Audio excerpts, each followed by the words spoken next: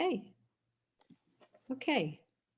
Good morning to everybody today. It's good to see your little shining faces. And some of you have said that you were sad. I know why you're sad, but don't be sad. We have a nice little surprise at the end. Anyhow, it is my great pleasure. I mean, I don't get to do this very often, but it is my great pleasure to introduce my brother, Gary Goldstein, who is a screenwriter, a playwright, a first-time novelist. This is his book that just came out, The Last Birthday Party, which came out about almost 3 months ago.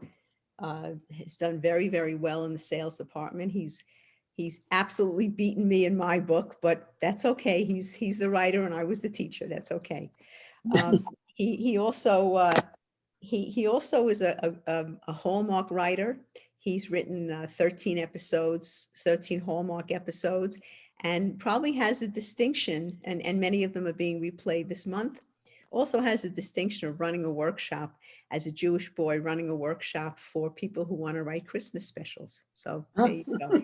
Very, very diversified. He also writes for the LA Times. He also writes reviews for the movie reviews for the LA Times, which are sometimes syndicated. And he's going to talk to us about how to select a publisher. I know many of us are nowhere near that, but something to keep on file and useful information. And he also said that he'd be willing to talk about any other aspect of writing that we've covered that you still have questions about, that you'd like some more information or a different perspective. And I think I'm going to turn it over to my bro. All right. Go ahead. Thank you, Lynn. You're welcome, babe.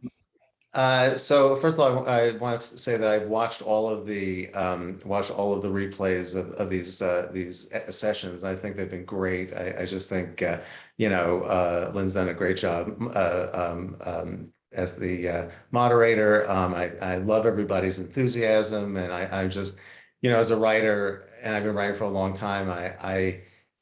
The one thing that's so important is to get the words down on the page, and I think that's really so much of what you've been, going for here, that it's not so much about, this is not a class about how to write per se, about grammar, about sentence structure, about any of those things. It's really about just getting it down on the page. And it's so often said that anything on a page is better than nothing on the page, right? And it's always so much easier to rework and rewrite from something. So I just applaud everybody for just getting it done. And I also feel like we have to do whatever works for us to get us in front of that computer to write.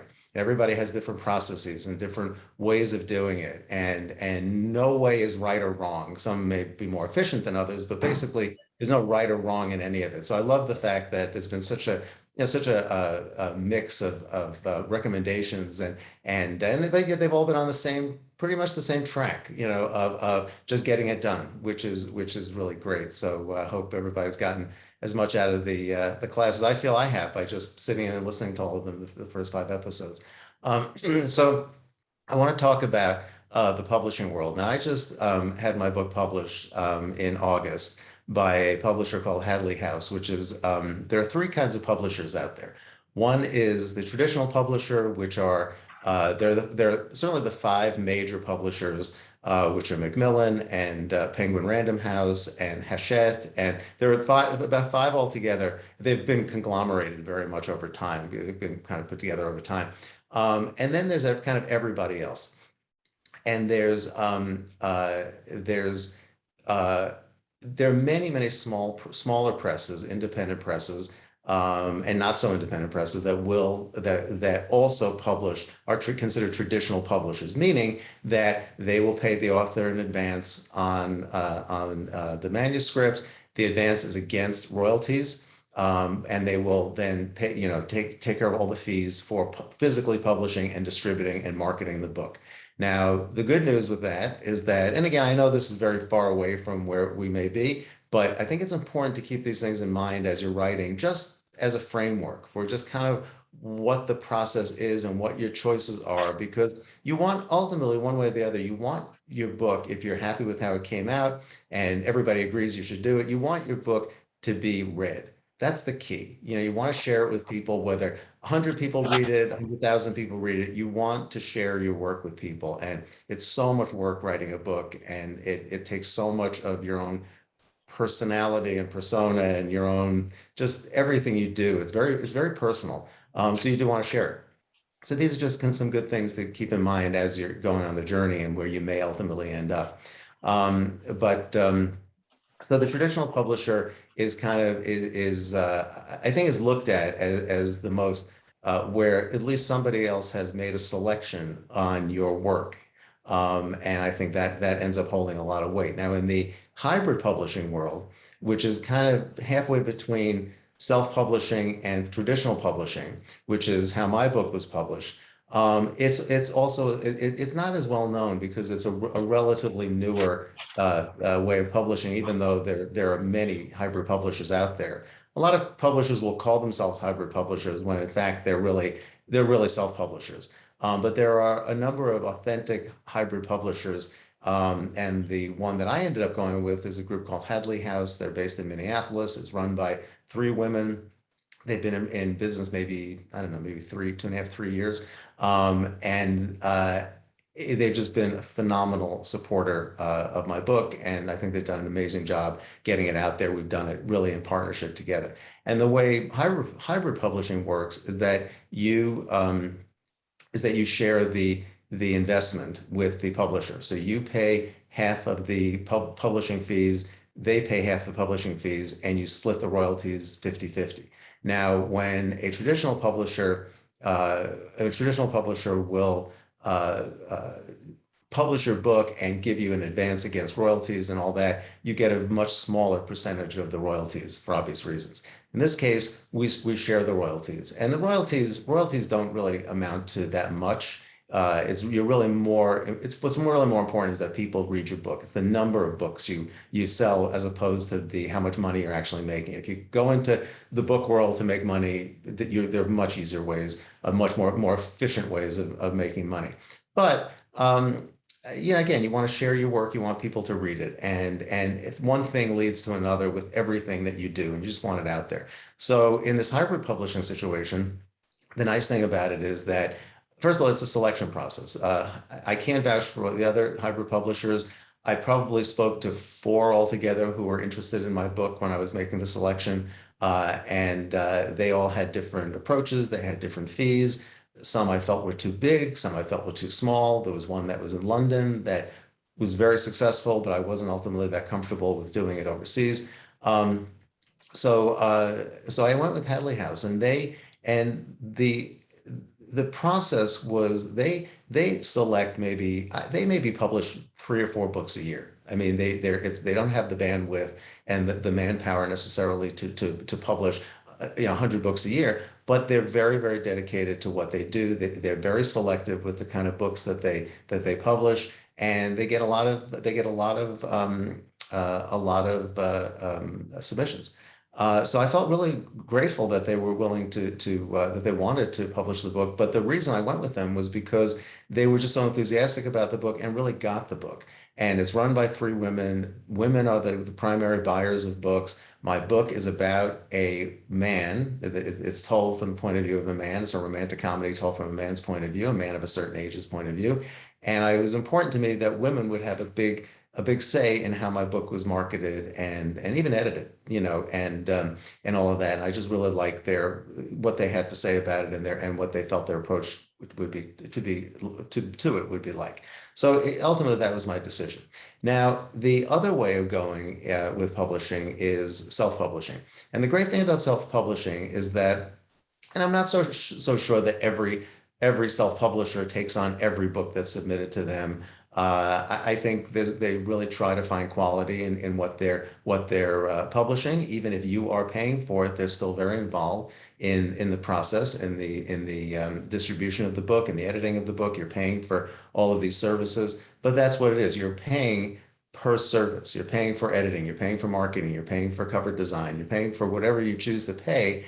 But you also know that within a certain amount of time, the book will be out there, and the books are generally distributed very similarly through self-publishing as they are in hybrid or even traditional publishing, which means 95% of your sales are going to be on Amazon or, or online, and a very small number will be in bookstores. But it's important to have your book in bookstores, and any bookstore anywhere can order any book as long as it's available as long as it's a legitimately published book that's available through the normal channels. So you have an opportunity as a self-published author to really reach a lot of people and do your own marketing. The difference is you don't have as big an infrastructure. I have found into even as a hybrid published book that I think sometimes they book editors, interviewers, book reviewers, bookstores themselves may look at things that are not traditionally published as not it's kind of second rung. And there's so little shelf space for books to begin with, any book, that they really can't take every book. So sometimes I think you may be looked at as a little after the fact, which isn't to say that you can't get your book. You do a little more legwork and get your book in, as many stores as you can. I was lucky. My publisher was able to get my book into Barnes & Noble nationally. So because she just happened to know one of the buyers. It was a romantic comedy buyer. She liked the book. She thought it'd be perfect for them for the summer. And they ended up carrying the book in I think majority of their stores. So that was a big deal. And that's a help. But that can also be done individually. I found that in LA, I sort of worked with my publisher to get the books into the bookstores, because I'm here. I could go to the bookstores and sign copies of the book. They like selling signed copies. So a lot of it will come down to you as the writer, as the author, to market your book and get it out there. Even the biggest publishers can just do so much. But the nice thing about self-publishing is, like, at least that you can get your book out there in a very significant professional way. But of course, you want to get your manuscript to a point where it is as readable and as competitive as possible, because people don't necessarily pick up a book and even know it's self-published. And they're going to compare your book to, the new book by, whatever hot author there is. So that's from a big traditional publisher. So it's not like, oh, well, I'll give this book slack because it's self-published. No, you're spending virtually the same amount of money to buy a book that's on par with a traditionally published book that's sitting on the shelf next to John Grisham's book or any big author's book. So you really want it to be up to par. And what I would recommend is how you get to the point where you are ready to submit it to any kind of publisher. Sorry. Now, my dog has been very quiet. I have to say, she's not always very quiet. Yeah. She's laying right here. She's extremely quiet. So I'm glad to see that I'm not the only one with a disruptive dog. So I think it's really incumbent upon you all to, if you want to see your book published, however it's published, to get it to the point that it is the most publishable and the most competitive with most professional novels that you read. And that may take a while. I think we all want everything done yesterday, and all of that. And it's a long process. When I first started writing for television, that was my first foray into professional writing. I wrote episodic TV.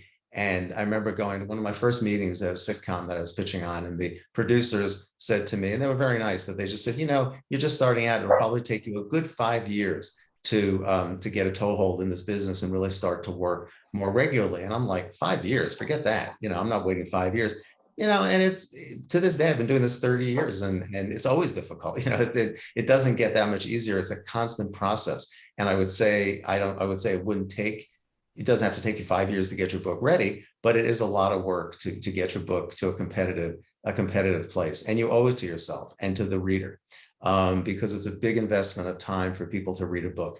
And you want people to have the best experience as possible.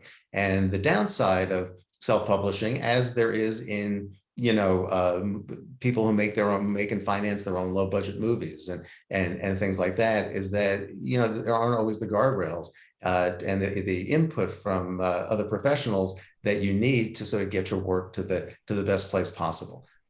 So I encourage you to have patience in the process, and just enjoy the process. Writing is if you enjoy writing, it's a really very special thing to be able to do.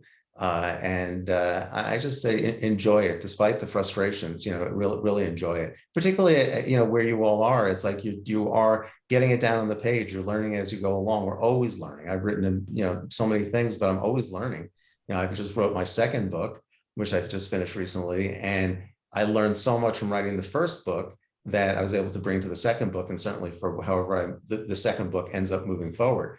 So, we're always learning, and it's a process, and that's a good thing. I just always stay confident about what you're doing. And if you're not sure about how to write something, ask or Google it or look at other books. Best thing to do is just read other books, similar books to what you're writing. If you're writing a memoir, look at other memoirs. I think some of the other speakers have said this. If you're writing a romantic comedy, read romantic comedies. Just try to get in sync with the pacing and the formatting and all of those things. So just so you're clear about what you're doing. And so when you are done and you present your book to a publisher, you can be competitive. Now, the other thing is in getting your book published is that there are book agents. And there are many, many, many book agents out there who are all looking for, generally, they all have the things that they seem to work best with. And they all have websites. They all are very, very specific about how to submit to an agent who will then agent the book for you to get to a publisher, which is really the most effective way to get to a traditional publisher, certainly, or any publisher that doesn't take individual submissions, personal submissions. And that's a process. And agents, getting behind a book for an agent is a huge undertaking, a huge commitment, and they have to really believe that they can sell it. So agents, and I'll give Lynn and Neil a list of some websites and things you can just sort of have in mind. In terms of, there's a very good one called Agent Query Tracker. That is, you just plug in all of the parameters of what kind of agent you're looking for, what kind of book you have, and 100 agents, legitimate agents will come up, and you can start investigating them, and they'll tell you what they're looking for, how to submit. But the bar is very high with agents because it's hard to sell a book. So they want to make sure that at least for what they are most capable of doing, what they've been most successful at, they can take on your book and have a good chance of selling it. A friend of mine, when he wrote a book about 4 years ago, and he had sent it out. He queried maybe 80 agents. Of those 80 agents, maybe 10 were interested in reading it. Of those 10, one agent wanted to pick it up. And then the cycle started all over again. When that agent picked it up, it went out to a ton of publishers, and ultimately one publisher was interested in it, and they published it, and it became a very successful novel. But those are the odds, and it really is not so much about, is your book good or not? Is your book well written or not? I mean, that's certainly a part of it, but it's really more about, can they sell it? If you go to an agent who will look at a fictional book and say, well, I'll take it on, but mostly I sell nonfiction books, but occasionally I'll sell a fiction book. Well, there's probably not a great chance they're going to sell your fiction book, and vice versa. If they usually sell fiction and you have a nonfiction book and that's just not their area, it's going to be harder for them. And generally, they're very good about saying no. They really, mostly you will get no's. But if you don't put the book out there, whether it's the agents, whether it's the publishers, nothing's going to happen. So I encourage everybody just to be aware of that process. And even while you're writing, look around some of these websites. I found a very good website, and it will tell you publishers, kind of mainstream or traditional publishers that will take direct submissions. And you can go on, and we'll get you that link. And it's good to just sort of poke around it and look and see what they're asking for and how they operate. And a lot of them will say they take submissions, but then you'll read something, we're closed for submissions right now. You'll get a lot of that. But it's good to, even if you're, years away from submitting, be aware of what people look for, what they need, what they're gonna, what kinds of things they need when you submit the paperwork they need, the pages that they need, your bios that they need, all of these things. They're all just things that keep your head in the space and give you a goal. They're like the carrot at the end of the journey. So all of that. But again, you may be far away from it, but it comes very quickly. And I think being aware of what publishers and agents, book agents look for, if nothing else, it may give you a kind of standard to what your book needs to be. And it's difficult, but that is where self-publishing does come in, because the access is just much greater. But you do pay. I mean, it does cost you a certain amount of money. Like I said, people don't get into the book world to make a lot of money. I think where you make money on a book is if it happens to get optioned as a TV series or a movie or something. But the rest of it is really for the love of it. So we all have to do other things other than write books to make money. But it's a very valuable process. So thinking about, and I'm very happy with how my hybrid situation went, partly because I had input on everything. And my very first job, before I was a writer, I was a marketing executive for movies. And I learned a ton about how to market things, how to pitch things, how to make something not so great look really great. And that has all been really helpful in terms of moving things forward. And I was able to look. I've always been able to bring a lot of that into anything I'm trying to promote or sell of my work. And you have to be good marketers. You have to, learn how to sell your material. If you haven't done it already, you should be writing up a great log line, which is just maybe a couple of sentences that tell somebody what your book is about. That becomes the foundation from your book. And if you write a great log line, we can send you copies of, a couple of examples. It doesn't have to be anything incredibly amazing. It's just something simple. Because when people say, well, what's your book about? You want to be able to say in a relatively short amount of time, meaning like a couple of seconds, because people have very small, low attention spans, what your book is about. And the more you can do that and find the foundation of the book, the more you're probably on the right track with the book that you're writing. If you can't sum up the book in a couple of sentences, and you don't have to tell the whole story, but just sort of give an overview that sounds entertaining, exciting, something people want to read, and it will help you frame your book as you write it and give you your goal. It's almost like coming up with a title before you come up with the actual book or story that you're writing.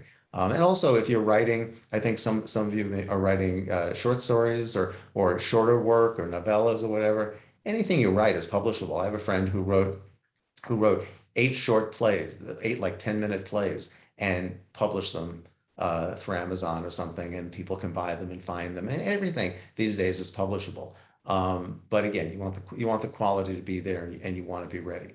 And then the question becomes, well, how do you know if your book or your work is ready to be seen by the world? Well, I think it was brought up maybe last week or before that, that you want to get input from other people, and not necessarily. I mean, it's always good to get input from the people who love you and care about you, and the bar is a little bit different. If nothing else, just to say, is this working? Does this make sense? Is this confusing? As opposed to, do I have to tear it all apart and start over again? But have a few professional writers who will be brutal, basically, with you and tell you, this doesn't work, this works great. I mean, the notes process that you get from people, you have to filter everything that you get. Everybody comes into it with a different point of view. Certainly, if you give written material to another writer, the first thing they're going to think is how they would have done it. And everybody approaches these things really differently. So you have to kind of take all the notes with, gently, and not take it too personally. This is not about what you look like or, your moral and ethical code. It's really just about the words that you put on a page, and we want them to be better. And I think going to people professional people whose opinions you trust, not necessarily strangers, not necessarily people who, giving somebody a manuscript to read, it's a big undertaking for somebody. So if they're going to go to the trouble and time of reading something of yours, as much as they may care about you and like you and love you and whatever, you still want them to be honest. Otherwise, there's no point. And, I even on my new book, I've shown it to just a few people, and the input has been very valuable. It's basically the input you want from people as you're ready to start showing it is, excuse me, does this hold together? Does it make sense? Is it boring in any places? Do you like my character? Do you relate to my characters? What are some of the what did you bump? What were some of the things that you bumped on? What were some of the things that like, oh, I don't know if that really made sense. And we can only, as a first writing our first draft essentially of a book, of the first few drafts is really only as far as you can go. Primarily I'm a screenwriter, and so much of my work is rewriting and constant notes and input from executives, producers, network people, whoever, only trying to make it better. And sometimes you do have to filter those notes a bit so that you can understand them, put it in your speak a little bit more. And you do have to watch it when you give your manuscript to people who are very emphatic about, oh, it should be done this way, as opposed to here's my thought. Think about it. And do think about it. Don't take it personally, and there's just so much we can do. And I've always learned so much from the input, one way or the other. Whether you want to hear it or not, it's very valuable. And I learned in a whole different venue as a playwright. I've learned so much about this collaboration by being a playwright and sitting in rehearsals with actors and a director and seeing what actors, sometimes words actors can and cannot say that you write. And you think something is really a perfect speech, but they have a hard time, getting their tongue around it or even understanding what something means. And you realize if they don't get it, the audience isn't going to get it. And working with people, so I'll say to an actor, well, how would you say this? What would be easier for you? Or what would make more sense for you? And they'll say, well, I would just say blah, blah, blah. And you know what? That's really good. And I'm happy to take that input because it just makes the whole process easier. Now, if I don't agree with it, I completely, I would just hold on to it and maybe move on from it. But at the same time, most input you get is coming from a gut level. And if you just take the personal element out of it, which is very hard to do. But if you can really learn a lot from that. But it's very important to have good readers that you trust and who are not just going to say, yes, this is wonderful, and pat you on the head, because that's good. And it's good to have a few of those because at least you know that the average person has read it and got it and understood it. That's great. But in terms of the more technical elements and the quality of writing, things like that, it's important to get that input and be ready for it. So that's kind of an overview, I think, of all of it. Again, I know you're kind of far away from that process. But it comes around very, very fast. And I have faith that just from listening to everybody that you're going to be publishing something, whether you get somebody else to publish it, another, or you self-publish. I really believe, you all seem really committed to doing something, and you will get something published. And that needs to be your goal. I mean, you all seem really committed to it. Again, I really applaud you for doing it. Writing is it's a tough gig, it just is. But again, if you can enjoy it and just appreciate the process of it and appreciate the ability to communicate with people that way, it's very valuable. I mean, on my book, The Last Birthday Party, it's a romantic comedy. It's I think it's kind of a real story. But it's so gratifying when somebody connects to it, or they say, wow, you did this thing which was really interesting, and like I as an author didn't even realize I did that thing, and that's really cool to see. And the fact if you move people in any way, or people can relate to something in any way, in anything you write, it's really very powerful. That's another part of the enjoyment of the writing process. So yeah. So I'm happy to answer any questions about that. And then any other questions you all have about just the process itself. I just went through getting my book published, months and months of marketing, publicity, promotional efforts. I learned a ton, which hopefully I can use for my next book and share with other authors. So anything you have that maybe like as a summation of everything you've all been talking about, happy to to give you my 2 cents for whatever I know. Well, well, Gary, a lot of this I've heard before, a lot of these discussions we've had, and, it made me laugh when he talked about giving your book to somebody to read and wanting an honest opinion. So with this new book that I'm finished with, and maybe someday finished with, um, a lot of it is about our family. So there's nobody better to critique it than my brother. So I would, be proud of something and I shoot it off to him and send him an email, check your email. And he'd go, "Oh, it's really good, Lynn. It's really good. But," and there was always a but. And the but was the piece that I had to work on. And there've been lots of buts along the way, and lots of buts from this class, and lots of buts from my book club and from other writers. And you take all that under advisement, and you, if you trust the people that you're taking ideas from, hopefully that helps you form out what you're doing. I wanted to pick up on something that Gary mentioned that I'm going to go into a little bit more on.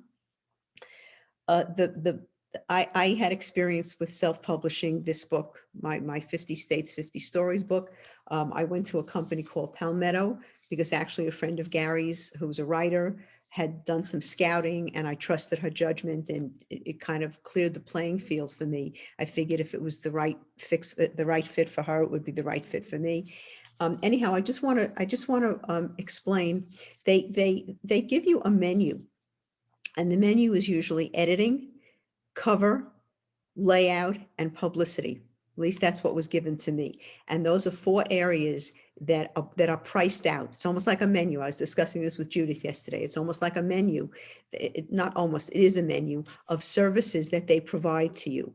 So if you have somebody edit the book for you, like the second go around, I hired an editor. I'm not having Palmetto edit for me. I'm hiring an editor to do copy, developmental, and line editing. Those are types of editing, very comprehensive. And when I go to Palmetto, I'm going to take off that top line because somebody will have done that already, and I'm giving them the finished product, as opposed to having them do the editing. It's not one is right and one is wrong. It's just I went one way the first time. I'm doing it differently this time. I think this is a better fit for me. The second thing, I had the idea for the cover, and I'm just telling you this because these are the steps that we went through. I had the idea. I have a brother-in-law who took my idea about the Las Vegas sign, changed the wording for me, airbrushed it out, and made the cover. So I had the cover. So they only charged me half price for doing the cover. They didn't have to invent it. They didn't have to do it, but they had to wrap it. That's what they call wrapping it. They had to make a spine on it. And I had various things I wanted on the back of the book called Read About 50 States, a commercial pilot from Arizona, an accountant from Connecticut. And all these things are about 15 different little blips about, to get people interested. That's what they did with the cover. They do it. They put the screen on. They had to wrap it, and then they did the back, and then your back can be anything that you choose for it to be. You can have a little biography of yourself on the back. So that's the wrap. The layout is when they actually take the book, your words, and they actually lay it out in pages so that you see on a screen what your book is going to look like. Now, in this particular case, because I had illustrations, it made it a little more cumbersome, a little more difficult, because I wanted the story to face the illustration. And sometimes as you're editing, your pages shift. So I would have a Georgia story, but I'd have the picture on the page before, and I didn't want that. So the layout had to be done several times. And this is what becomes time consuming. The layout had to be done several times because I wanted the story to face the picture. There are about, 8 or 10 illustrations. I wanted them to work. So that was the layout. And then the last part, and then they send it to you and you look at it. And if the spacing is not right, or, you catch something is in bold and something is, for me, they were the names of the states. So if one state was bold and one state wasn't, so I had to go in, we had to change that. So that's all part of the layout. When you say you sign off on that, that's how your book is going to look. So that's a really, really important step. That's like the final step.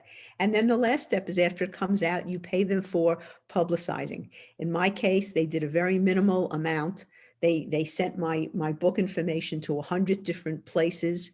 I got a response from 3 places, so it was really not very effective. And I only got one interest from that, or 1 or 2 interests from that. the more you pay for publicity, I could have upped it. I could have increased connectivity.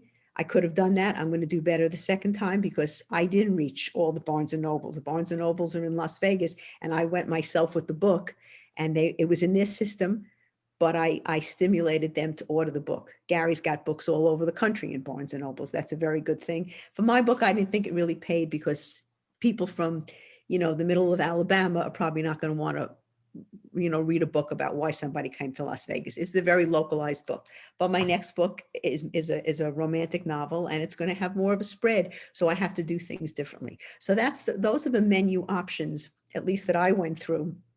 When Gary went through, everything was divided in half. He was responsible for half the money. They were responsible for half the money. He did half the publicity. They did half the publicity. It was a different. That's why it's called a hybrid. It's a different kind of system.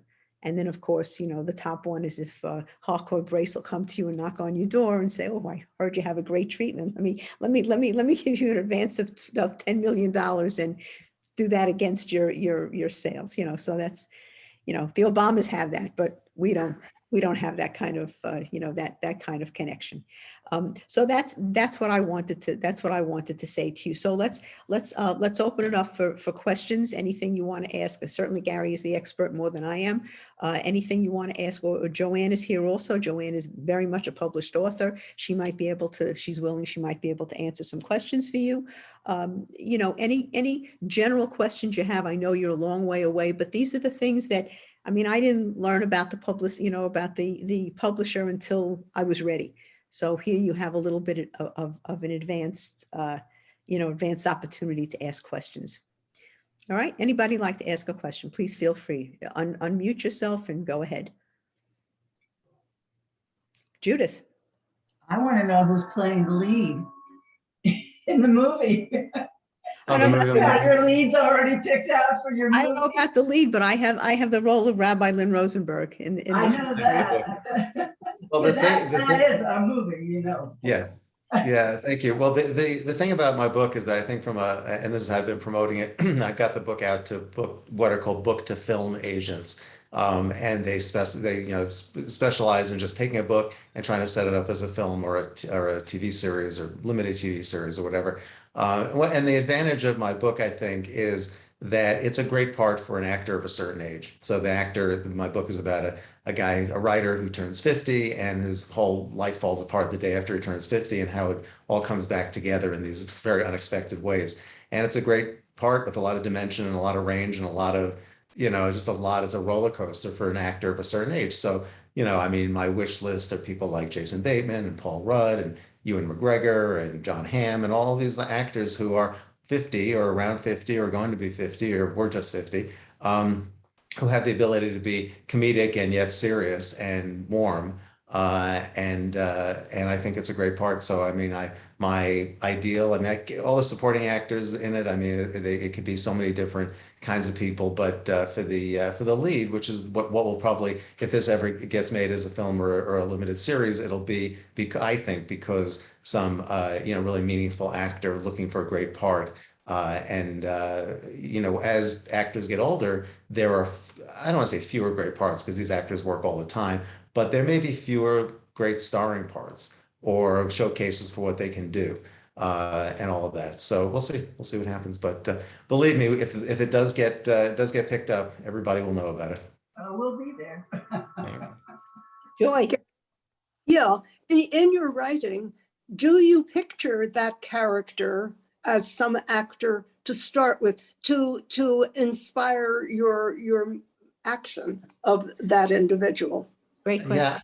It's a good question. Yeah, honestly, I didn't with this book, but when I've written screenplays, I've often had actors in mind because it does help when you're creating dialogue. Sometimes I've actually had pictures of actors, up by my computer just to sort of keep that in mind, or watch certain movies and things to get the voice of an actor, the cadence of the actor. That can really help.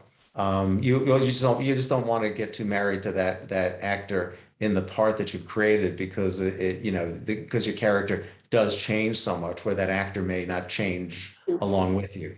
But I think it's helpful. I think anything you can do that if there happens to be somebody you know in your life, a family member, a friend, whoever, that you are sort of basing a character on, or whose voice is interesting and unique that you like, and having that person's listen to that person's voice, on recording or something before you start writing every day, or whatever trick you need to do to help you shape your characters, because books, movies, everything, they're about characters that we want to spend time with.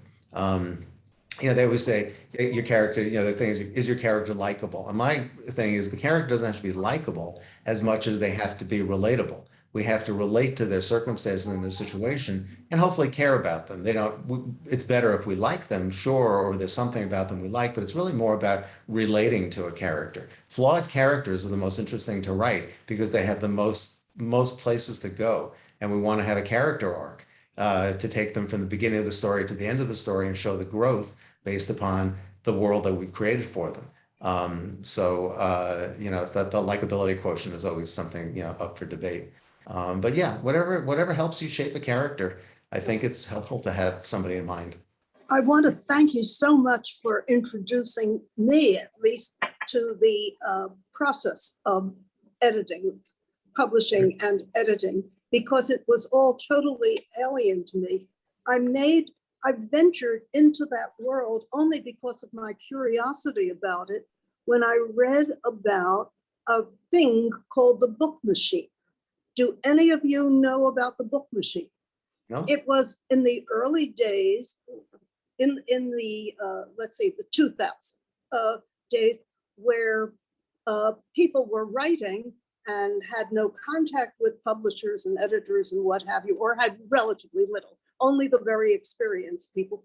And this was a device that actually took from a disc and published and printed all of the pages and printed the cover and bound the thing together. It was a book machine that was located here in Las Vegas, but there were several around the country.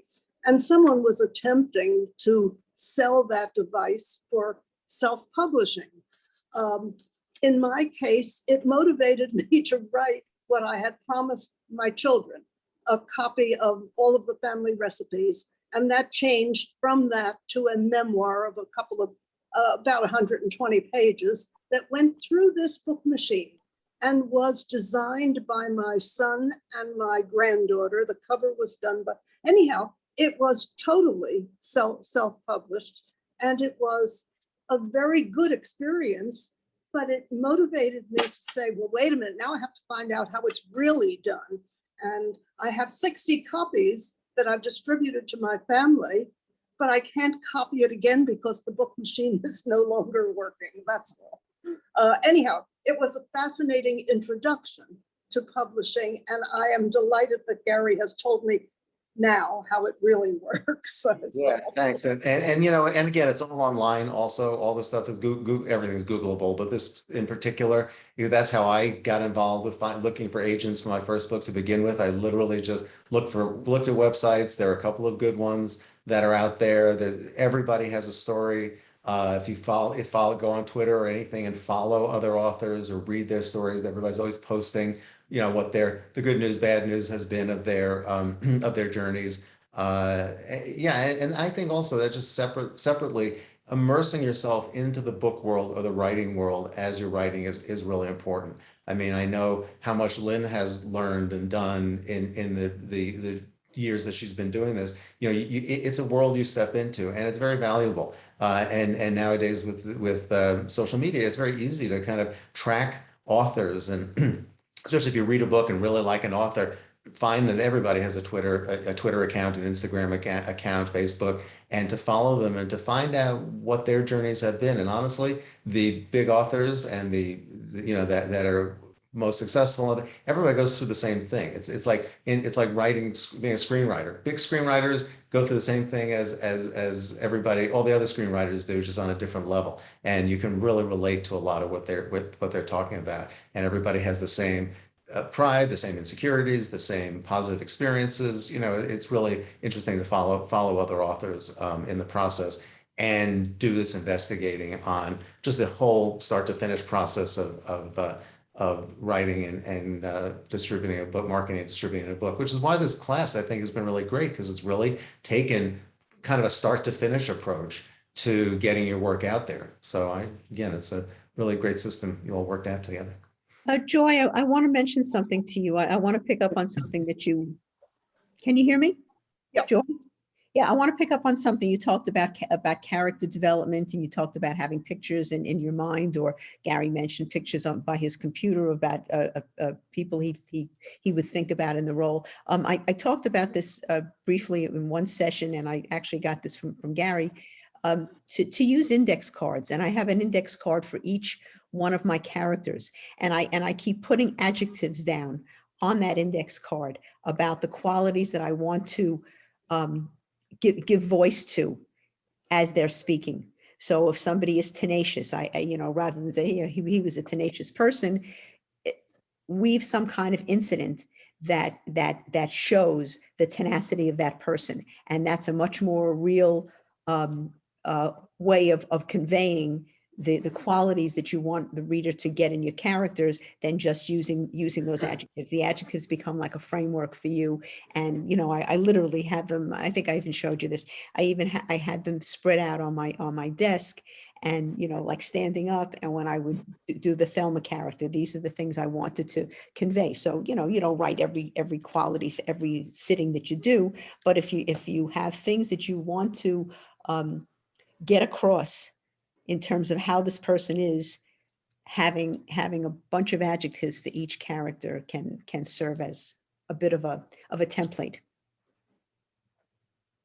And as I've said a lot, I've said this to Lynn a lot, I really believe this, a character's best qualities are their worst qualities. So remember that every quality that you give a character, that there's an upside and downside to that. So your character who's, super organized, they can also be extremely compulsive. So the organization is great, except when they start negatively affecting everybody else around them by being really compulsive about, that organization. Somebody who's, very inspired and aggressive and a real go-getter gets stuff done, but they can also be all over the map and try too many different things and be unfocused and take everybody down with them in terms of that lack of focus. So we think, but that's all good, because one of the things, and particularly in screenwriting, we talk about is who comes into your main character's life to change them and to send them off. Who are the two people on the movie poster, basically, who comes into the main character's life and complements that character so that they change each other, because they have different but complementary personalities and traits. And so the organized person should probably be with somebody who's a little more free-spirited.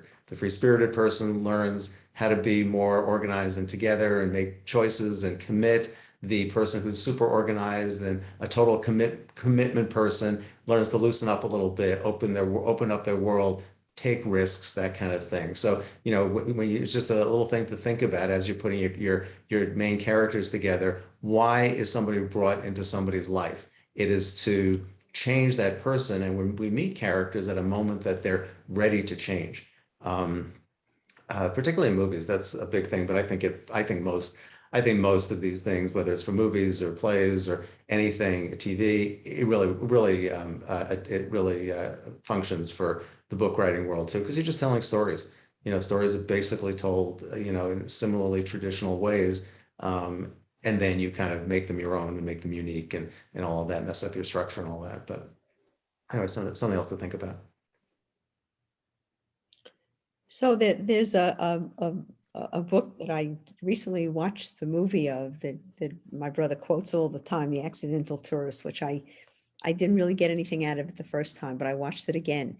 And the reason I'm telling you this is because there's the opening scene. He's a person he reviews travel spots. He writes a column in a magazine. He reviews travel spots for the best possible experience for tourists, meaning that they don't really feel like they're in a new place. They're comfortable because they have a lot of the same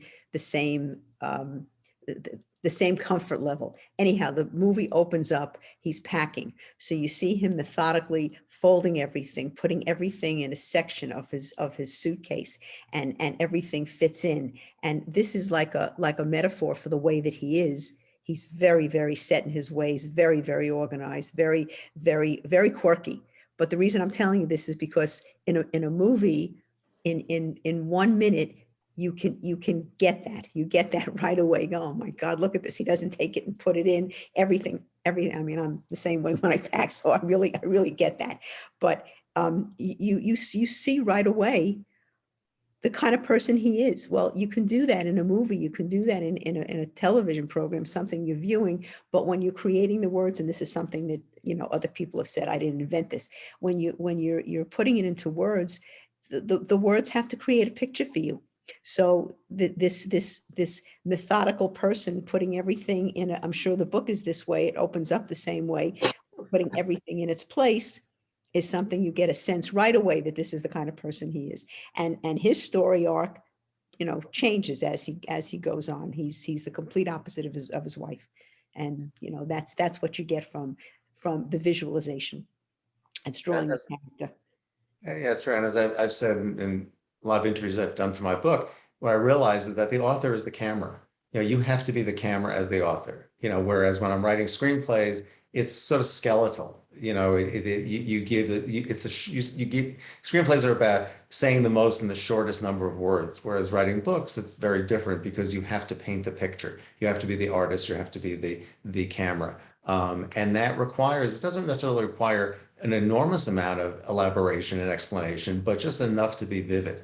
And so that we know what the room looks like. You know, everything in a book, especially in a fiction book, when you describe it, it's all there to let us know more about your characters, and it's not random, but it does paint the picture so that. Like in my book, The Last Birthday Party, it's set in LA, it's set in many parts of LA and parts of California. You know, it really kind of, I've been told that LA is a character in the book because I describe it and because it's so much a part of what my main character goes through and all of that. That's a great byproduct of something. So description, you don't want to overdo description, but you want to have enough that you are the camera, that people can sense, the reader can tell you, gee, you know who I see in this part? I see A, B, and C actor in this part because of how you created, you know, that world. So that becomes really important. And the descriptions, you know, I use the example that you're pulling the taffy, you know, you write everything down in your book, and then as you edit, you're broadening everything, you're making everything bigger, you're making everything, you know, just describing more, you're adding more, until the point where there's no more taffy to pull. And I think that, and you generally know when you've hit the moment where you've, okay, I've told enough. But it takes a long time. It takes a lot of passes. If you only wrote one chapter of your book, and we're going off on something else, but if you only wrote one chapter of your book and then you went back and rewrote it 10 times, the difference between the first and the 10th time would be remarkable because of how much more you would put in, how much more is needed, how much more you would learn about the characters. I don't recommend, I'm not a big editor as I go kind of person, but I do think as an exercise, it wouldn't be bad to just take a couple of pages of your book and rewrite them a lot. You know, there's in screenwriting, a class I took one time, a long time ago, the teacher said, if you made a list of all the scenes in your script, or like as you envisioned, you have an idea for a movie, you list 100 scenes that you see in your movie, and 10 people do that, you will have 10 very, very different lists of scenes. And so you as the writer want to get to like list 10 as opposed to list 1, because it becomes deeper and deeper and more unique and more unique and more unique. So it kind of functions with book writing too. Yeah, again, it goes back to the writing is about rewriting whole process, and not to be intimidated by that either. You know, it's just all part of it. It's fun. I think it's fun. I'd like to hear from some of the people we haven't heard from yet. Starlin, you have any? Go ahead, please. Audio.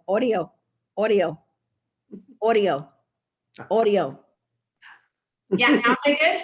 There you Yeah. go. All right. Okay, this reminded me, Lynn, remember the Lucy Calkins class Yes. with the fourth Mhm. graders? Yeah. And I remember this lesson, The Incredibles, fourth grade Incredibles, and they had to do posters of each character. And this had to do Dash, I forget their name, Violet. And we were watching this one scene, and this one girl, Morgan, I still remember her saying this, was like, who was the hero was the dad, right? She's like, no, it was the mom, Miss Paxman. And I said, why, Morgan? She said, well, she's the one that drove the airplane to save everyone. The dad didn't do nothing. And I'm like, oh my goodness. So it's not even like how you think you're writing the character, how your audience, a fourth grader, Perceives it.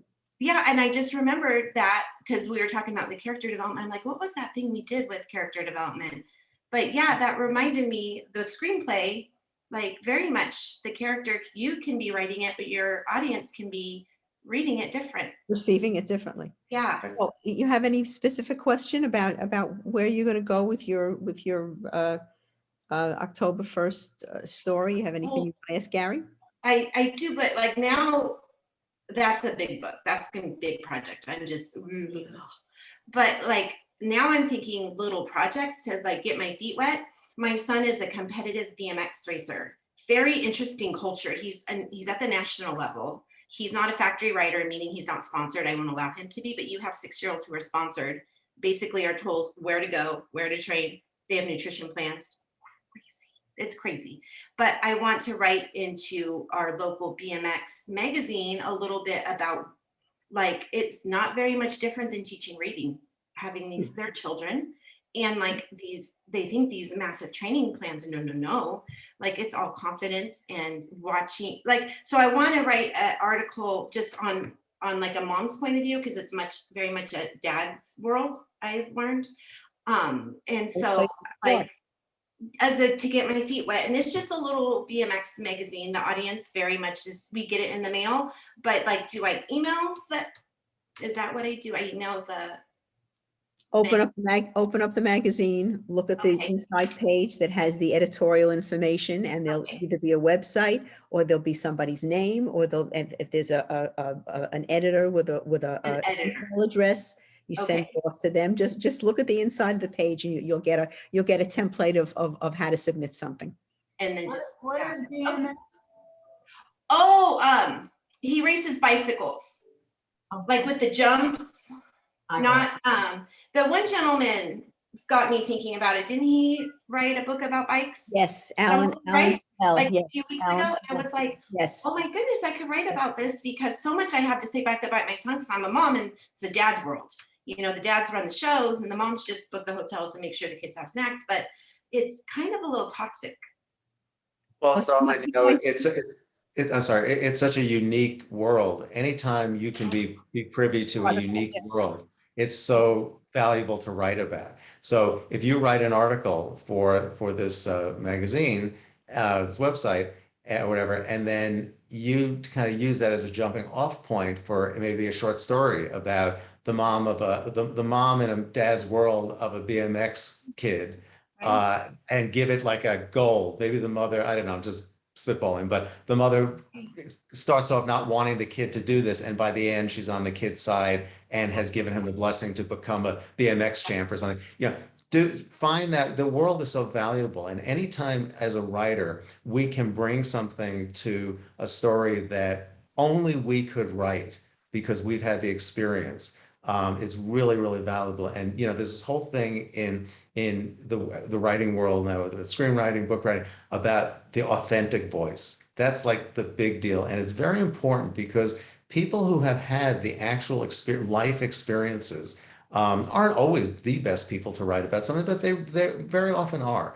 And we want to hear the authentic voice. And as a mom, and in the BMX world, I've never seen any of that. You know, I don't know a lot about BMX. I'm aware of it. My son's homeschool. He's the one that comes in here. In his journal, he writes about BMX. Connor Fields is the BMX gold champion. He just got hurt in Beijing and was in Beijing, almost died. He went to Green Valley High School. He's from Las Vegas. Whitney Mesa is over there by train, Lynn, across the street. There's a BMX track. That's where he trained. He was training for the Olympics with the kids in the gate, fixing their tires. So my son thinks he can be a BMX Olympic gold medalist because Connor did it in front of him. And so when people like my family thinks you're crazy, no, this boy thinks he can be a gold medalist. So like even his voice, you know, because he writes with Connor. And, Well, He's right there. and you have to think that you're a writer also. Yeah. You have to think of yourself as a writer, because I read your Facebook post. You wrote a beautiful Facebook post about her anniversary, and she said something about her husband that was just really poetic. I even said that to you, right? Yes, So you have to think of yourself as a writer. You did. I'll always And mentor. I'll also say that We're talking about that one of the most important, I mean, before I ever was a writer, and just wanted to write, I was in college, and the most important class I think I ever took in 4 years of college was Journalism 101, because it taught me the basics of writing. When you write for a newspaper, and it's a little different now, really not much different than it was back then in terms of real journalism, print journalism. It's all about writing very tight and very grammatically correct, and it teaches you like just the way to kind of think in very kind of basic, but how to say the most in fewest words and things like that. But it's very, very, very important. And it really set me off to a world of writing. And to this day, I think a lot of my writing is inspired. Certainly all my journalism writing that I do now is definitely inspired by that. And there are connections between the work I do for the LA Times and the way I write for everything else, just in terms of telling stories and writing things.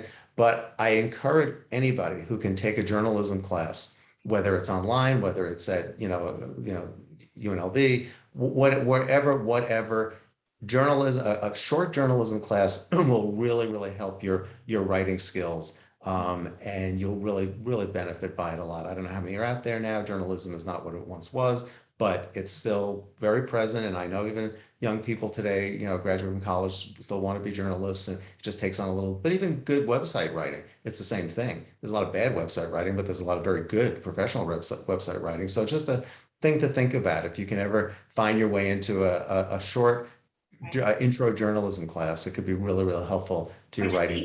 Right? The best teacher I ever had in my whole life, was my professor, English 101. You know what she told me once? She's like, you have potential, but you're very wordy. I was like, what does that mean, wordy? I'm supposed to write words. Do you want words? And but it really, no, I remember thinking, and then I remember, okay, I can't be so wordy. And like, she taught me by just one little thing. She might have said it. She might have wrote it down. So how do you, as writers, how are we interesting but concise? Writing, there's a lot of repetition that can come out in our writing. And one of the first things that an editor will do in your book is to make you aware of the repetition, where you don't need to say the same thing several times. You say it once, and then you refer to it later in a different way because you said it earlier, as opposed to telling the whole story again. I think it's just got the natural instinct to repeat things. But it's kind of a less is more sort of thing. And you don't really, I was amazed when my last book, when they edited The Last Birthday Party, they brought it down from 90, I think it was like 98,000 words to 84,000 words, something like that. And they did it without changing a second of the story itself. They just pulled out anything that they felt derailed the momentum. It wasn't about, did they like what I wrote? Did they not? It was just more about momentum and things that really weren't as integral to the story as I may have thought they were. Here I thought, oh, you can write a book so you can go off on tangents a little bit more, when in fact you can, but anytime they're sort of getting in your way. So I found some of that there was a bit of repetition. And it was a phenomenal process to see along the way how they were able to cut so much out and yet maintain the same story. So we always write long. We always tend to end up with more than we need. But concise, being concise is something, concise and yet interesting, and saying everything you need to say is really important. So go journalism. I think it's really a good thing to know. Michael, we haven't heard from you, my friend from Down Under. Would you like to ask any questions? No, but I was thinking I would relate my self-publishing experience. Me and an old friend from my military days back in Australia wrote this over the past, I don't know, it probably took us 3 years to put it all together. And It's 537 pages. We have book 2 pretty much anyway. So we found a self-publishing company down in Australia. They wanted a certain amount of money for X services, and you get X number of copies of the book as the end product. It was a disappointing experience, I have to say. I think we got a proofreader and not an editor because, frankly, we got very little feedback on the quality, any of the things that have come up in these discussions. We got very little feedback. We had, small spelling corrections and, oh, this should be a semicolon and not a comma, and ridiculous things like that, which really caused more friction than anything else and more frustration than anything else. So I think, trying to find even self-publishing, those of us that are doing that are green in the process. And I think there's probably some amount of luck involved in whether you get someone who is good at that and is going to be someone that you can work with and is constructive to your process and what you're trying to say, or someone that just, frankly, write the check, thank you, take the money, yep, here you go. Here's 25 copies of your book. Yeah, we've sent a couple here and there. It was a less than fulfilling experience, that's for sure. Well, I think the idea, what's that buzzing? I think the idea of having somebody that you respect and somebody that's gone through a process, I think that's a very helpful screening tool. I explained how I got to where I got to. It wasn't the creme de la creme of a publisher. I had my bumps, but there are things that I've learned along the way that I didn't know at all when I first started. But the fact that Gary had this very good friend who's a very successful writer, use this publishing company, I felt that, and she looked at a lot of other ones, I felt that it was screened. And I felt good about doing that. So I think that's part of the mix, that having somebody recommend a good experience, like anything else, you go to find a doctor, somebody has a good experience, that's a little more credible than just walking in off the street or looking at a list. So I don't know if that's helpful, but it might be. Yeah, the only other thing would be, okay, so now it's on, you buy and they'll print a copy, and it's going to go up as an ebook on Amazon. And I guess the question then is, if we get any traction there whatsoever, how do we approach the next one? Well, I just, my 2 cents is first, part of this is the author's responsibility from the get-go to be aware of what is, just the whole writing process itself, the sentence structure, all of the things that are not always that critical in terms of telling a story that people want to read. And at the same time, we have to take a certain responsibility for the grammar and the structure and all that. Yeah. I have to just, from the very basic thing, you start with the app, the editing app called Grammarly. Grammarly, which is an add-on to your computer. Grammarly is like, it just gets you through a good half of the big problems and makes you aware. One thing you have to remember in Grammarly is that it will give you commas. It does the Oxford comma, where you have a comma after everything, whereas it gives you the Oxford comma, which is what you want. Some of them take away the Oxford comma, but in books they use that. So that's one thing. But part of it is our responsibility as writers to get the grammar and the sentence structure and paragraphing and all of that, kind of right to begin with. Second is finding a really good professional editor, a professional book editor, and it's worth the investment. It's usually by a per word basis. It's totally worth the investment. Before I sent my first book out to any publishers or any agents, I had a professional book editor do a pass on it, and she didn't cut it down from its 98,000 words necessarily, but she she got it in really, really good grammatical and structural and punctuation form, things I really wasn't even aware of. And so that was a first step. And then I have to say, once my publisher signed on and they got their editors involved, the editors went through it many times. Then we had a proofreader go through it many times. I reread the book probably 3 or 4 times. My people at the publishing company themselves, and we were constantly finding typos and mistakes. It's grueling. I think in the end we did pretty well. I don't think there's I don't think there are any mistakes, but it didn't just happen. So a lot of it is incumbent upon us as the author. And even I've read, I'm so aware of this now, having gone through, but I've read a lot of traditionally published books by big authors, big publishing houses that I find typos in, words that are missing, misspelled things. It's shocking to me. You know, did anybody read that? But an author may think, well, the publisher, they deal with this. They're the pros. I don't have time to reread my book again, to reread 300-400 pages again.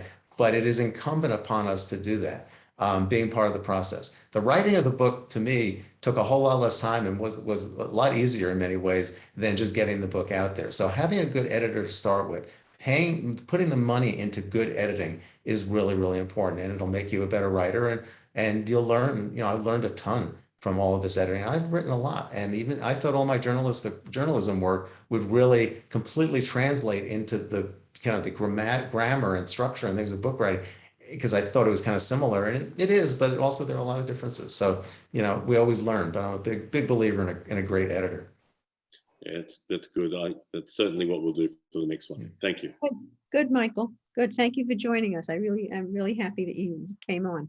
Sharon and Jade. Sharon. Question: how does one go about finding a professional book editor? Sure, start there. It's a good question. Like everything, you know, you ask. You can. The best thing to do is to ask people who you know who have written books or written anything really, or going to, you know, you just start Googling local professional book editors. And a lot of things will come up. There are a lot of, not scams, but there are a lot of, you know, companies and things. But little by little, you'll find them, and you just start. You have to get recommendations from them. So you may find an editor, but you need references, and you have to be really specific with an editor what you need specifically. And there are all kinds of editors. You know, one editor will be developmental. One will actually just deal with the words that you write. It really depends. But word of mouth is very important. And because everything can be emailed, you don't need somebody locally. You could have them anywhere. There are a lot of good editors out there, but you do need references, and you need to look at the work that has been edited by somebody to get a sense of whether you think it's right or not. But like everything, you know, it's investigation, it's asking, it's word of mouth, all of that. But there are a lot of editors out there. Joy. So we have some excellent references here that I might be reaching out to. Yeah, that's the whole point. Anytime you meet other writers, you know, take advantage of that network. That's, you know, we're all the best people to talk to about that for sure. I also have a question, if you don't mind, Gary. I wanted to know, because you all mentioned fees, but we don't really know what the ballpark is. And Sharon had mentioned her process. So we talking thousands of dollars? Like, tell us if you don't mind. Well, I think when I had my first book edited the first go around, I think it cost me, the book was 98,000 words at the time. I think it cost me about $900, I want to say, which is reasonable. I think you can look at for the first pass, if your book is, let's say on average, you know, 80,000 words or something. I think you can probably look at it, start with about $1,000. You know, as the going rate. They do it by word. It's per word. I mean, you can always negotiate a little bit, but I would say probably $1,000. I mean, that to me was about what I was willing to spend on it. If it's a little bit more, that's okay too. It's just really that it turned out to be so valuable. Really But made a huge. it also depends upon the type of editing that you're getting. You know, there's line editing, there's copy editing and developmental. The first time More expensive. Yeah. I only did line editing. I didn't do developmental. Now I'm doing all 3 of them, so it's costing a little bit more. But it is usually a per word fee, And if you have 80,000 words, they'll tell you that it's, maybe $1,500. But it depends upon how much service you're getting. And that's kind of a ballpark. I would say. I would say 80,000 is usually what you're looking at in terms of a 250, 275 page book. Joanne, you want to say something? Yeah, if you go online and you Google developmental editor fees, you'll find endless array of what developmental editors or line editors charge, and they vary. When I do developmental editing, I don't do it by the word because it's such a personal relationship with the client. The number of words is going to change. Everything is in flux. So I just charge by the hour for what goes in. And I check in with them after every 10 hours to see, is this going the way you want it to go? How do you want to proceed? So in terms of developmental editing, does everything come together? Are you being effective in reaching your audience? All of those are variables, but it's all available to you if you want to Google it. I want to get back to developing a character because so much positive input has come out. One of the things that I use is take a scene, take a paragraph, rewrite it as a newspaper article, rewrite it as a romance, rewrite it as an editorial, rewrite it as a poem, get it down to haiku.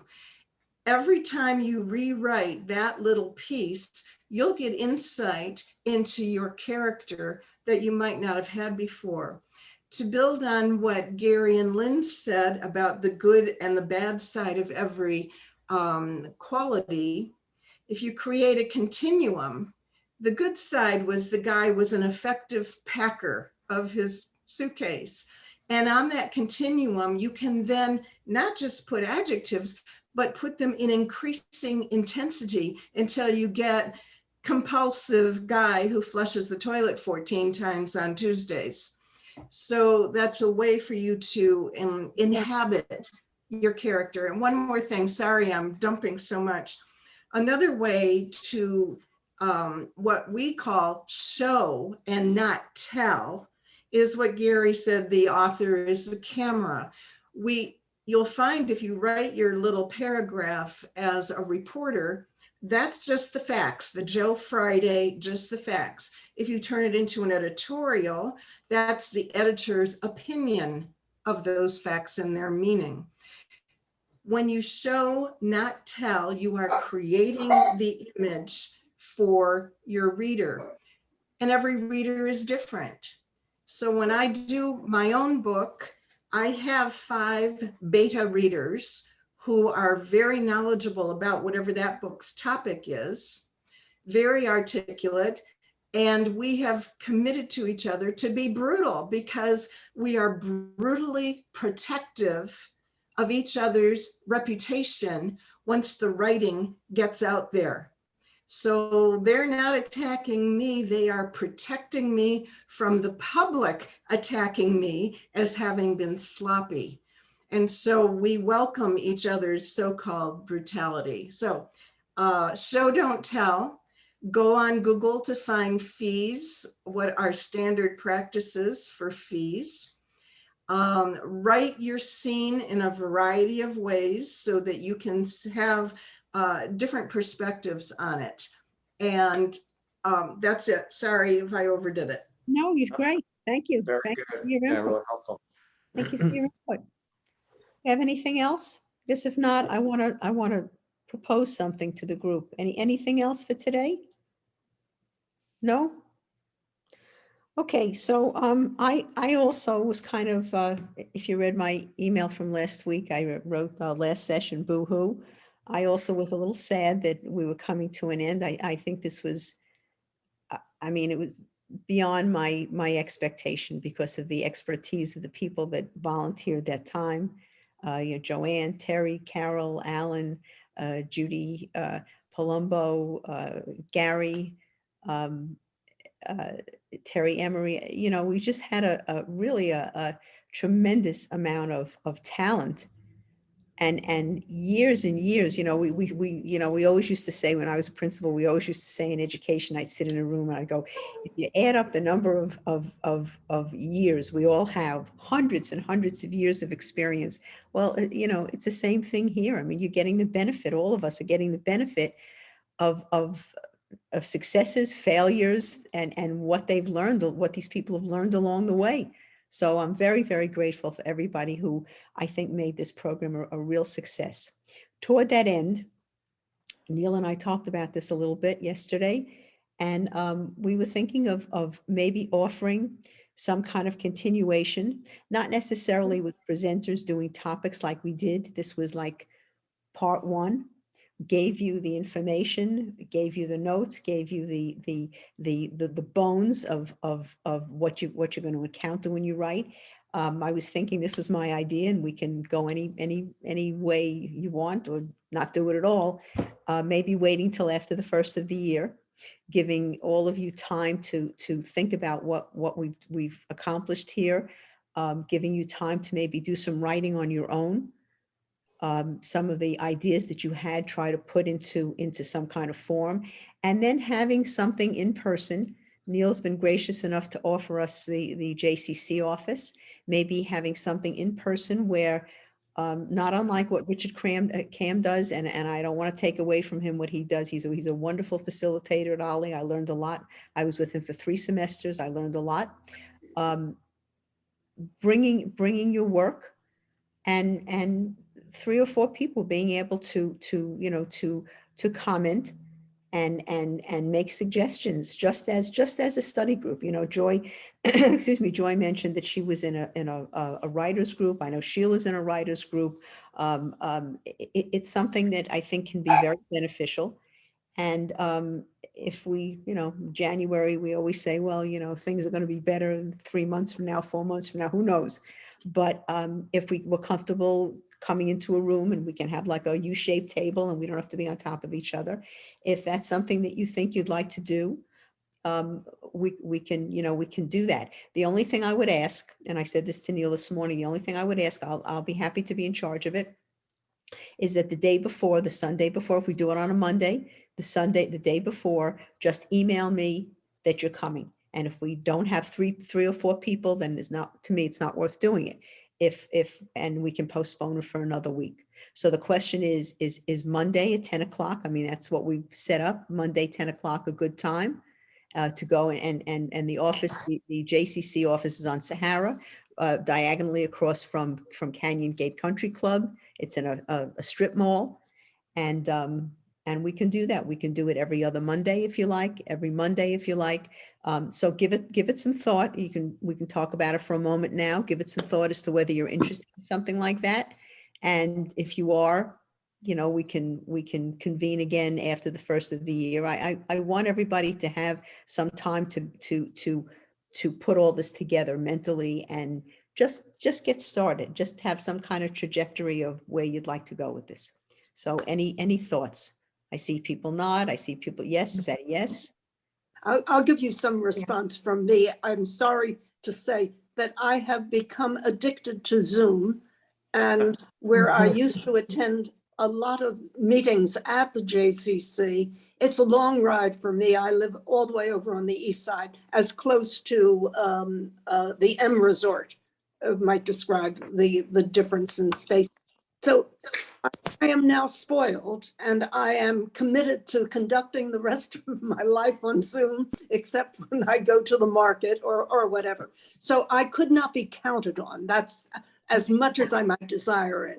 I'm not going to be responsible. The reason I'm suggesting in person is because we can have hands-on things. We can right. Example, which we can do when we did it with the Ollie class. We sent it to somebody, they distributed it, they cut and they pasted it. It's a little more of an involved process. Right. The other thing we can do, maybe Neil will be gracious enough to be able to just record it. I mean, it's not a difficult thing to do. We can have the session and you can be there on a recording.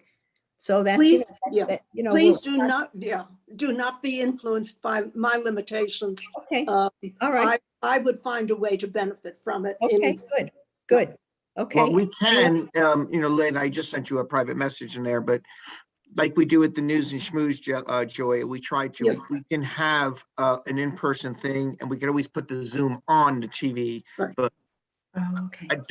I think Lynn would agree with this. We don't want it to become everybody using only the Zoom. If that's Yeah. the case, you could do it that way. It's important to have the live, but we would absolutely consider doing that for you, Joy. And Okay. if there's somebody, I know there's somebody who doesn't even live in town. I don't think I see her here right now. Lives in New York. It's an option. Okay, all right, anybody else? And interested, not interested? Yes, Starlin. I am. Can you hear me? Is Yes. my microphone on? Yes. Okay. Yes. My only thing is my 8-year-old. Like, he's very good at like sitting on his computer, but he would just have to come. I just don't have no one to watch him. I don't have a problem with that. Okay, then I'm We in. have- Then I'm in. Starlin, we do have a couple of rooms. He could always go in the back if he's on school studying and doing his work. We can put him in a Yeah. separate room and he can do his stuff. As long as he doesn't tear apart the place. No.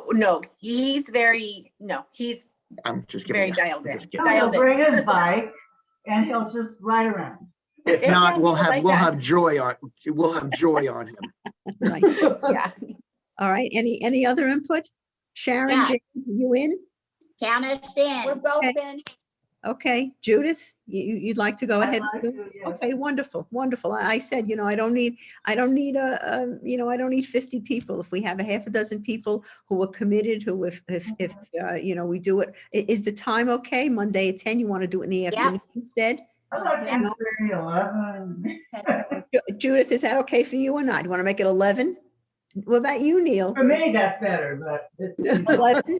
I would compromise Okay. at 10:30.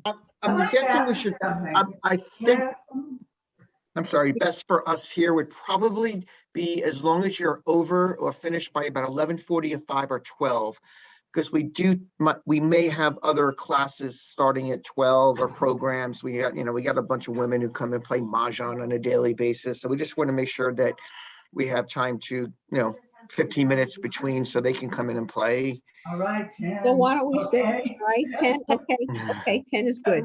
Okay, I just have a question. go ahead. Like Joanne is a published professional and does this for a living. So she's so valuable with the things that she has to say, and then I'm sure that there's other people, like all the professionals that we've had as guests on here, Great. but we can't ask them to do this. Just. I don't want to tap them again. We can tell them we're doing it. If anybody would like to volunteer on a given time, that would be fine, but I don't want to. Yeah, right. You don't wanna can't be a have that hostage. time. Exactly. I don't want to be a hazard. These people volunteered that time. They had Right. presentations. They gave up Oh, it's been they gave up fantastic. time that they could have been doing something else. So I'm grateful for the 3, 4, 5, 6, 7 people who did their presentation. And the thing is, if we have a particular question, we can, write it down and I can shoot it out to any one person for some kind of that's a good feedback idea. next week, And I love what Joanne said about her bashing group. This will germinate as it goes on if people are interested. And then, I said to somebody yesterday, I think I said it to Neil, it's like a pay it forward thing. I mean, I came into doing this 2.5 years ago. I spent 50 years of my life in education. I was not a writer. I mean, I'm still not really a writer, but I did it. I came into it, and I'm so grateful for the help and the guidance that I got along the way from my class, from my friends, from my book club, from so many people. And you just pay it forward. I mean, the things, I'm certainly not an expert, but the things I learned, I can pass on. Okay, ladies and gentlemen, Gary, my brother, You've been so valuable. thank you today. so much. Thank you My so much. pleasure. So great. Wonderful, and Great thank meeting and seeing everybody again. Thank you. Thank Thank you, you, Gary.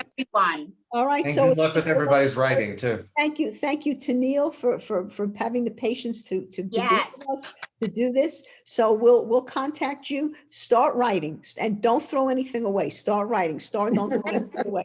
Start writing, and you have 6, 7, 8 weeks now before the first of the year. we'll contact you after the first of the year. So we have Monday, 10 o'clock, let's say 10 o'clock. Are we okay with 10 to 11:15, Neil, or 11:30? Okay. Absolutely. And would it work every other week? At the So everybody could have time? office. What? Would it work every other week for everyone to have time to write? That's what fine. they- Every other week is fine. Is that okay with people? Okay. The Yeah, the that would be helpful, wouldn't it? To be able the only to. problem I have with every other week, this is my only problem, is it's not as much of a commitment as every week. We know every Monday, 10 o'clock, we're in front of the screen and we do this every other. Yes. Is this a Monday I'm on? Was it last Monday? Is it next Monday? That's my only hesitation, but I think we can, we're all adults. We can put something out for January 6th, January 13th, January 20th, February 1st. However the intervals come, we can put that out and put it on your calendar and, just be responsible that it's every other Monday. Okay? Or every Monday. So, but that's open for. Yes, exactly. And if you have friends that you think would like this, would benefit from it, but I don't want it to be too big. I like the idea of maybe 5 or 6 people, because that way we can all go, we could all share what we've done. And like when I did the Ollie class, there were about 15 people, so you only went every third week. So you only got feedback every third week, which is, if you're anxious for it, it's not enough. If you're looking not to get too involved, it's perfect. So something we could think about. Neil has all our emails. I have all the emails. You can certainly get my email. It's very simple. It's Lynn, LYNN 1013, my birthday at cox.net. Simple email to remember. Just, email me with your ideas, your suggestions, and, I'm excited to. Thank And you. happy holidays to everybody. Yes, happy holidays, happy Yeah. Hanukkah, happy Thanksgiving. Just everybody stay well. That's the most important thing. And Neil, thank you so much for everything that you do for Yeah. us. Oh, thank you. Okay, Thank you, guys. all right. Have a good day, I'll miss everybody. seeing you guys every Monday. Right. Well, we'll be back. We'll be Before back. you know it. Like Arnold Schwarzenegger, we'll be back. All right, You'll thank be you. I'm doing sorry. that. You'll be sorry. Bye-bye.